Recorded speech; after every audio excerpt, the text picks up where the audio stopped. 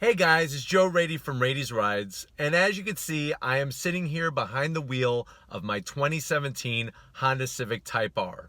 I've owned the car now for about 6 months, and I've been thinking about lately, what are some of the things that I love about this car? Because there's definitely a lot of things that I love.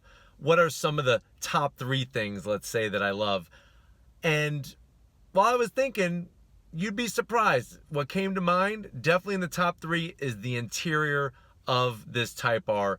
It is amazing what Honda has done with the styling and with the fit and finish. I just want to show you some of the great features that Honda has put into this vehicle. And one thing I really want to focus on is this amazing digital display that it has that is interchangeable based off of what you want it to show. So let's go ahead and check it out. Okay guys, here we are behind the wheel of the Civic Type R, and if you remember in my last video about the review of the whole car, the steering wheel is a Type R specific steering wheel. It has nothing in common with any of the other Honda Civics, including the SI. Also, smack dab in the center, there's that bright red Honda emblem that is Type R only. And if you remember from my review, that emblem goes all the way back to the 1960s when Honda first started racing in Formula One. Now, as you can see in the background there, nothing is lit up. That's because the engine is not running. So we're going to go ahead and we're going to fire up the Type R, and you'll be able to get a better idea of what kind of instrumentation you're getting that makes driving this car so pleasurable. And if you have not watched my total review of the car, definitely click on the review link in my YouTube channel so that you can see more in depth about the whole Type R from front to back and top to bottom. Now, to fire up the car, you have to push the starter button. The starter button is going to be located right behind the steering wheel. Since all Type Rs are manual, you're going to have to press in the clutch, and then as soon as you press in the clutch, you see the button lights up. So let's go ahead and fire up the Type R. As soon as we start up the car, you see everything comes to life. You have a beautiful gauge cluster in the center, and if you look on the center stack where the navigation is, it lights up Type R, just to remind you that you are something special, definitely more special than a standard Civic. Now I'm going to go ahead and zoom into the center here, and we're going to focus on this for a little while. In the center, you see you have a tachometer, you have your digital speedometer. Now, if you look in the upper left-hand corner, you'll see the word Sport lit up. That means we are in sport mode. This car has 3 modes, which I'll get to in a second, and it always starts you off in sport mode when you first start up the car. Now, what I really like about this car and about this gauge cluster is I love having the tachometer smack dab in the center there and a beautiful digital readout for your speed. To the left of the gauge cluster, you can see you have your coolant temperature gauge and you have a fuel gauge. Everything else you need is going to be smack dab in the center there. You have the temperature of the outside air, you have your miles, and you have what time it is. Now, if you look underneath, and I'm going to zoom in a little bit, if you look underneath the digital speedometer readout, there's a gauge there. It's got horizontal bars. That is a boost gauge. When I step on the gas, you could see the boost gauge lights up, and then there's a digital numerical reading of how many pounds of boost you are producing. Now, this car, believe it or not, at full boost produced 23 pounds. And that's what gives this engine so much grunt, especially in the lower RPMs. Another thing you might notice underneath that word sport is an empty box that's lit up. Inside that box will be your gear that you're in. And since we're in neutral, there is nothing that lights up. But it's really nice to look at that and just be reminded what gear you're in, especially because this transmission has some of the shortest throws I've ever had. And to somebody who's newer at driving a manual transmission, you may get a little confused with what gear you're actually in. Now let's go ahead and look at that gauge, that turbo boost gauge underneath the speedometer. What's cool about this car is I could actually change what that gauge displays. So what you do is on the steering wheel, you're going to press the info button, and then you're going to get a bunch of little icons that light up. Right now I'm on the boost gauge. If I go to the left and highlight that one and select it, now it's showing me throttle and how much brake pressure I'm applying. So when I step on the gas, it tells me the percentage that I'm actually stepping on when it comes to the gas pedal. If I step on the brake, that side illuminates and it actually says how much pressure I'm applying to the brake pedal. Just some extra data to give you a little bit more information to make the driving experience that more special. I'm going to go ahead and hit that info button again. I've already showed you the boost gauge. Here's another nice one. This is actually a Formula One style RPM indicator, or what are better known as shift lights. What it does is it lights up yellow, orange, and then red, telling you when to shift. Now this feature is awesome if you're doing an autocross event or on the track, because it really does not start to light up until you get in that 5,000 RPM range all the way up to the red line, which in this car is 7,000 RPM. But it's really nice that when you are doing a track day or an autocross to have those light up, just to give you better reference of where you are in the rev range. Now I'm gonna go ahead and press the info button again.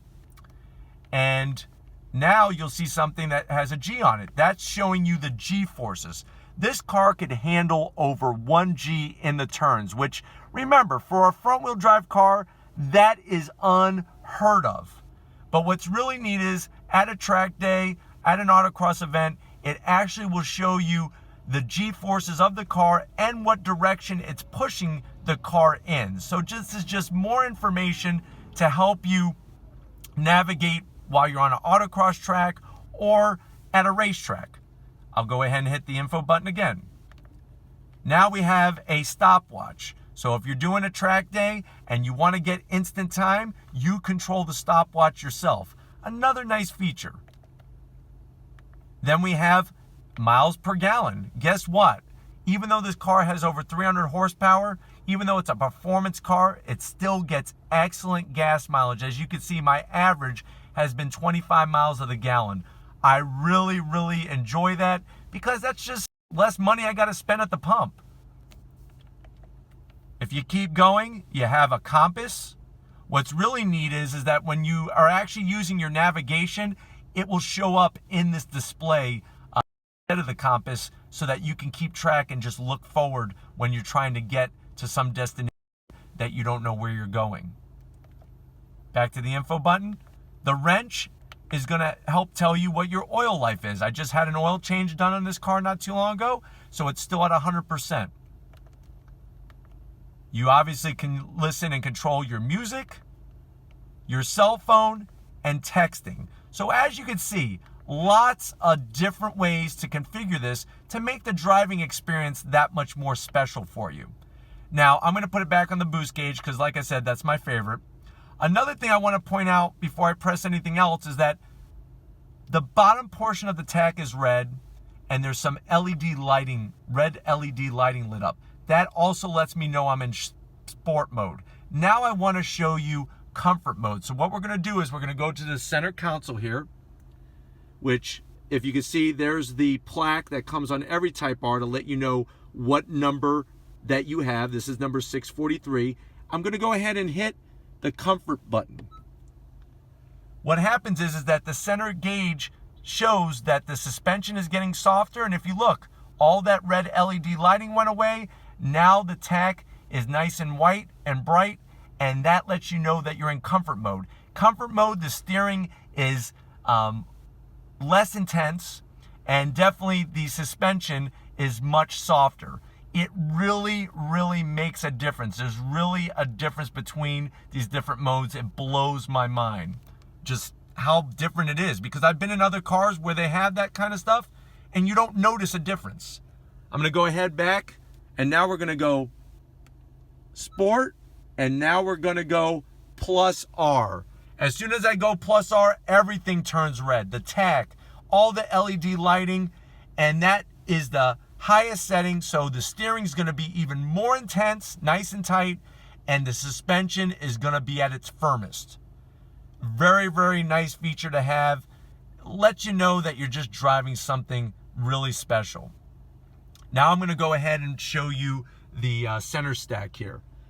This center stack, I like it. It's had mixed reviews. Some people say they don't like that it doesn't have a knob for music and for tuning. To me, I personally don't care. What you're going to do is everything's touchscreen. So you hit home. Everything is nicely organized on the screen. Navigation, your audio, your phone. It's so easy to use. It really is. It's probably the best navigation that I've ever had. Very, very clean. And that's another thing that I just love about the interior of this car. It's just super clean. The lines. I like the way Honda really did the styling with the red aluminum trim there. And everything else on the dash is just nice and sleek and modern. And I really, really like that. Next thing, which you would not think would be even something that I would talk about, is the AC unit. As you can see, it's dual climate control. What I love about it, it's very simplistic with the knobs and buttons. One thing that makes it that way is this button right here. When you press the climate button, this is where you could actually control the blower speed of the fan motor, and you could also shut the air on and off, or change what direction the air's coming out of with the vents. And as you can see, once you're done pressing it, after a certain amount of time, it just goes back. Very, very nice, clean features of this car make it a joy to drive. And like I said, top 3 reasons: the interior of this car, I absolutely love it. It is really just making the whole ownership experience that much better. So as you can see, guys, definitely I have been having a blast in this car.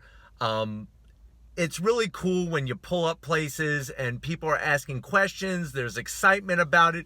Even people who don't even know what it is want to learn more about it because they could tell that it's just something that you're not going to see every day. And what's nuts is I've only seen one other Type R on the road, and that was all the way in Daytona Beach when I went to that classic 24-hour race last month. So before I go, I just want to thank all of you one more time for supporting Raiti's Rides. It blows my mind, just all the love and support and, inspiring confidence that people have been giving me to keep this going.